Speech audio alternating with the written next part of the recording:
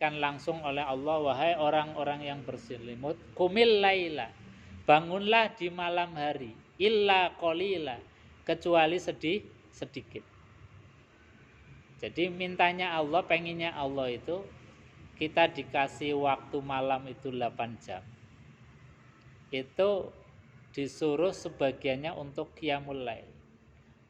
Qumil laila illa qalil. Bangunlah di malam hari kecuali sedikit yang boleh untuk tidur. Sedikit itu yang bagaimana? Nisfahu, separuh malam. Jadi pengennya Allah itu 50-50. Jadi separuh untuk Allah, separuh untuk kita. Nah, kalau kita ngikut Quran kayaknya berat banget. Karena yang diminta Allah itu 50-50, nisfahu. Coba kita cek dalam surat Al-Muzammil. Jadi kalau malam itu 8 jam, nisfahu itu berarti 4 jam untuk Allah, 4 jam untuk kita istirahat. Itu pengennya Allah. Awin kusminhu qalila, atau lebih sedikit lagi yang untuk istirahat, yang lebih banyak untuk Allah. Karena ya memang haknya Allah. Allah sudah kita ngasih hidup, sudah kita ngasih rizki. Kau minta bangun malam aja berat. Jadi itu yang diminta Allah itu sebetulnya 50-50. Waktunya separuh malam untuk Allah, separuh malam untuk kita. Makanya di zaman Rasulullah sallallahu alaihi wasallam, Nabi itu kalau qiyamul lail baru 8 rakaat saja itu sudah mentok subuh. Karena perintahnya lagi tadi, qumil laila illa qalilan au zid alai warattilil qur'ana tartila. Dan bacalah Al-Qur'an ketika sholat malam itu tartila, dengan tartil, dengan lambat-lambat dimaknai ayatnya. Itu kan qiyamul lailnya Rasulullah sallallahu alaihi wasallam. Makanya lama betul. Karena apa? Karena warattilil qur'ana tartila. Bacalah Quran waktu sholat itu dengan tartil. Bismillahirrahmanirrahim. Tartil. Sesuai dengan tajwidnya. Kemudian pemaknaannya. Itu kan jadi lama banget. Makanya Nabi itu sholat malam gak pernah lebih dari 8 rakaat. Ya betul. Karena apa? Sudah mentok subuh. Karena kalau sudah subuh nggak mungkin ditambah lagi. Andai kata waktunya itu panjang, ya Nabi mungkin lebih dari 8 rakaat. Jadi bukan masalah rakaatnya sebetulnya, tapi masalah durasi waktu malam tadi.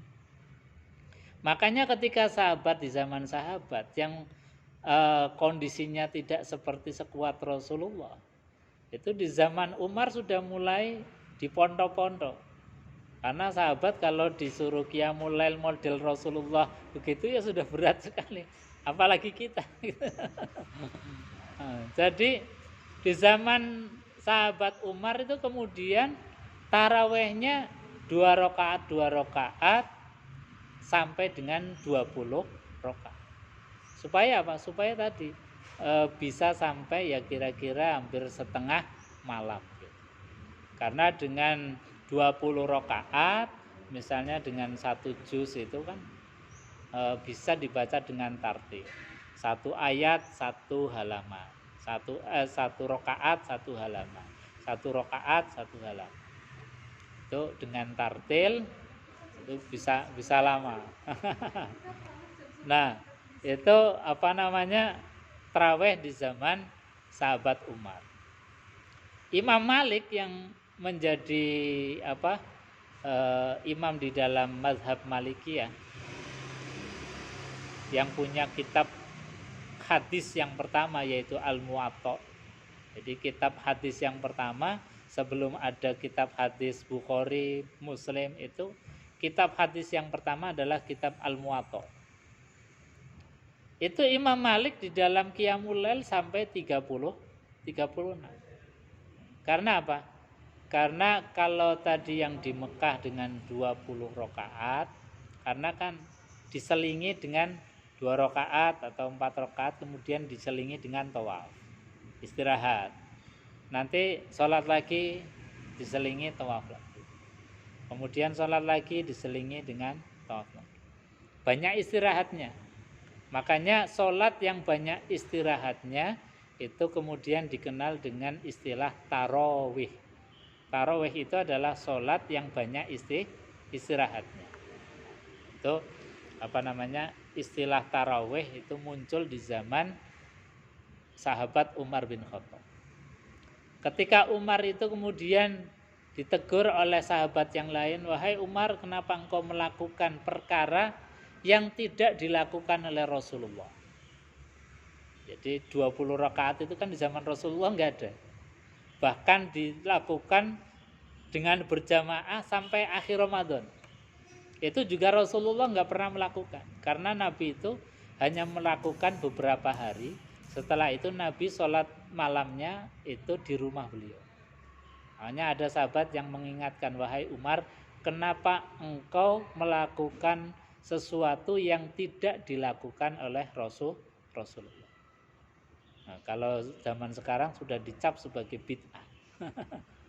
Dan sahabat Umar pun menjawab, dan ini kalimatnya Umar bin Khattab banyak dicatat di kitab-kitab. Apa jawaban Umar bin Khattab?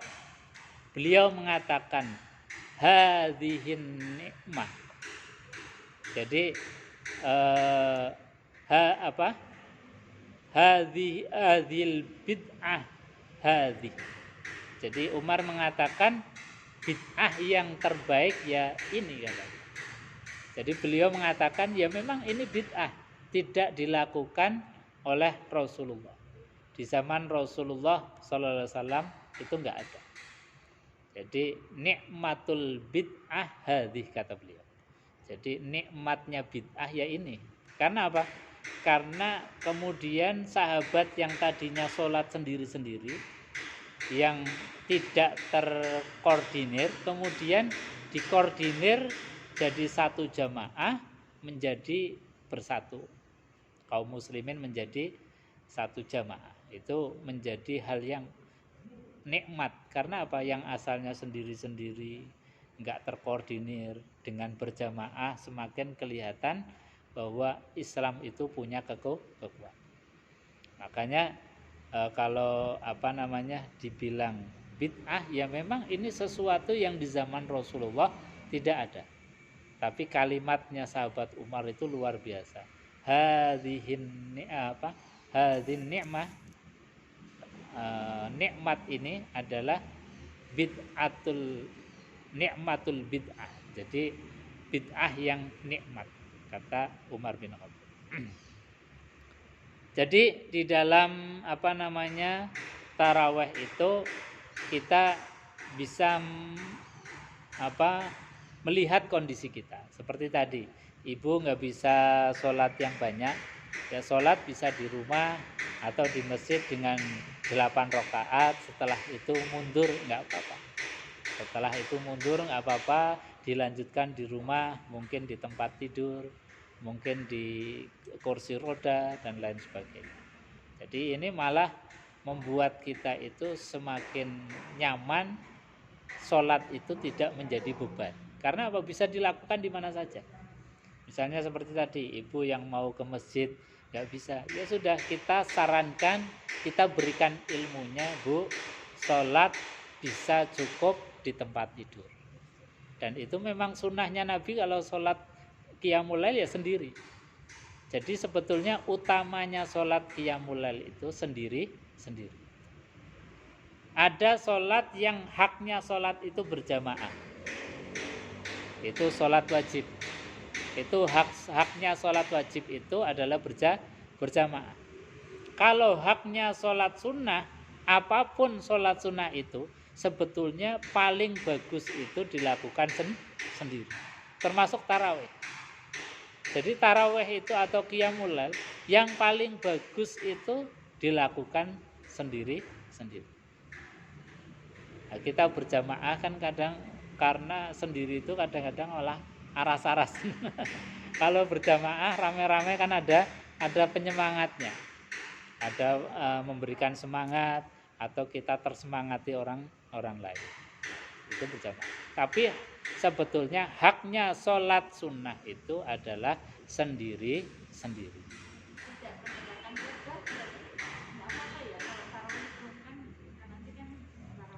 Nggih. Oh, nggih. Nggih. Jadi pembicara atau ceramah di dalam sholat tarawih itu tidak ada kaitannya dengan sholat. Itu hanya para ulama ngegohke waktu mumpung banyak orang, diselipkan pesan-pesan ataupun pengajian sedikit atau kultum. Jadi tidak termasuk dalam rangkaian sholat. Yang masuk dalam rangkaian sholat itu hanya khutbah sholat Jumat, khutbah sholat Idul Fitri, Idul Adha. Itu jadi rangkaian. Misalnya kita sholat Jumat tanpa khutbah, itu enggak sah. Dan khutbah itu bukan ceramah biasa. Karena khutbah itu ada rukunnya. Beda dengan ceramah biasa kayak gini, kita langsung materi nggak apa-apa. Tapi kalau khutbah itu ada rukunnya. Harus diawali dengan membaca hamdalah, alhamdulillahirabbil alamin, kemudian bersyahadat asyhadu alla ilaha illallah, kemudian bersolawat Allahumma sholli ala sayyidina Muhammad, kemudian membaca ayat-ayat takwa, berwasiat takwa. Itu harus dalam khutbah Jumat harus ada inti poin itu. Satu hamdalah, yang kedua bersyahadat, yang ketiga bersolawat, yang keempat berwasiat takwa, kemudian membaca ayat-ayat takwa. Itu wajib. Tapi kalau dalam ceramah, termasuk ceramah-ceramah yang kultum habis subuh, kultum habis tarawih, itu tidak menjadi syarat atau rukun dari ibadah tarawih. Jadi habis sholat kita mau pergi karena ada keperluan, nggak apa-apa. Tidak mengurangi atau tidak menjadikan batalnya sholat tarawih. Tapi kalau Jumatan itu bisa menjadi sholat Jumatnya tidak sah.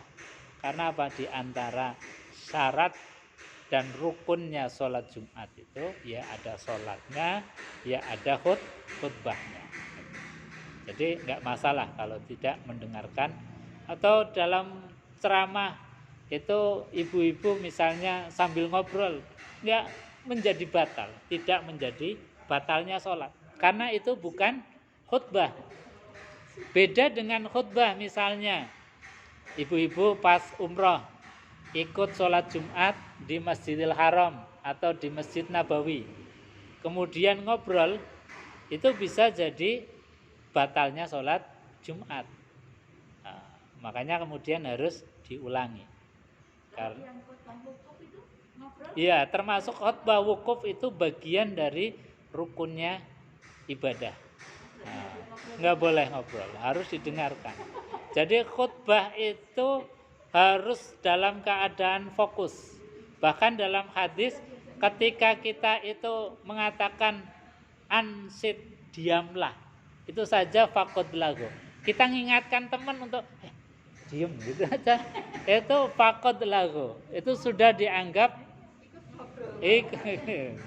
atau mainan batu, itu sudah dianggap faqad lagu. Kecuali petugas ya, kalau petugas misalnya sambil jalan, atau petugas yang ngurusi minum itu, atau petugas untuk keamanan mengingatkan jangan itu boleh. Tapi kalau kita selaku peserta atau jamaah biasa, ya betul-betul memperhatikan apa yang dikemukakan oleh khatib. Jadi bedakan antara khutbah yang menjadi rukunnya satu ibadah tertentu dengan pengajian, ceramah, itu beda sekali.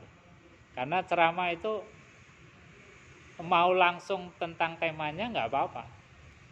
Tapi kalau khutbah harus ada rukunnya, membaca alhamdulillah. Makanya biasanya kan kalau ibu-ibu rumahnya dekat masjid kan sering dengar mengawali khutbah alhamdulillahirabbil alamin nahmaduhu wa nasta'inuhu wa nastaghfiruh wa na'udzubillahi min syururi anfusina wa sayyiati a'malina, kemudian syahadat asyhadu an la ilaha illallah. Itu pasti kurang rukun, satu rukun misalnya nggak baca syahadat atau nggak baca sholawat, maka khutbahnya menjadi batal. Khutbahnya batal, sholatnya juga menjadi batal. Makanya ini harus betul-betul yang khutbah itu ya tahu tentang ilmunya khutbah. Rukun-rukunnya khutbah itu harus paham. Tidak sembarang. Beda dengan ceramah. Ceramah mau ngomong apa saja boleh. Gitu.